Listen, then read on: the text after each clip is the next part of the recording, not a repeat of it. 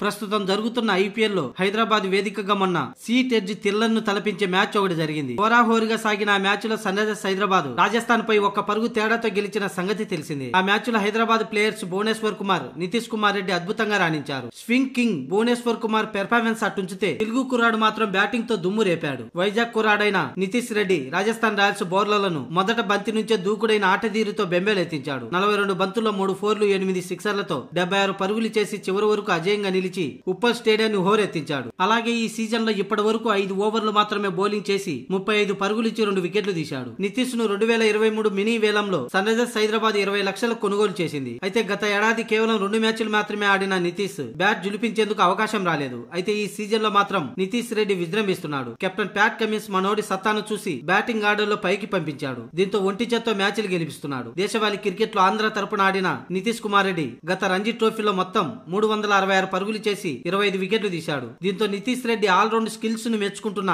మాజీ క్రికెటర్లు సైతం టీమిండియాకు మరో ఆల్ రౌండర్ దొరికేశాడని, త్వరలోనే టీమిండియాలోకి ఎంట్రీ ఇవ్వడం ఖాయమని అంటున్నారు. ఇక హార్దిక్ పాండ్యాను కూడా హెచ్చరిస్తున్నారు. త్వరలోనే నీ స్థానానికి ఎసరు పెట్టే తెలుగోడు వస్తున్నాడంటూ కామెంట్ చేస్తున్నారు. కాగా ఇప్పటికైతే టీమిండియాలో హార్దిక్ కు సరితూగే ఫాస్ట్ ఆల్ రౌండర్ లేడు. అందుకే కొన్నిసార్లు తాను విఫలమవుతున్న టీమిండియాకు సెలెక్ట్ అవుతున్నాడు. ఇప్పుడు ఐపీఎల్ 2024 సీజన్ లో సైతం అటు బ్యాటింగ్ ఇటు బౌలింగ్ తో సహా అన్ని విధాలుగా విఫలమవుతున్నాడు హార్దిక్ పాండ్యా. ఒకవేళ T20 వరల్డ్ కప్ లో కూడా విఫలమైతే బీసీసీఐ సెలెక్టర్లు అతన్ని పక్కన పెట్టక తప్పదు. అందుకు ఆ స్థానాన్ని భర్తీ చేసేందుకు నితీష్ రెడ్డి సిద్ధంగా ఉన్నాడు.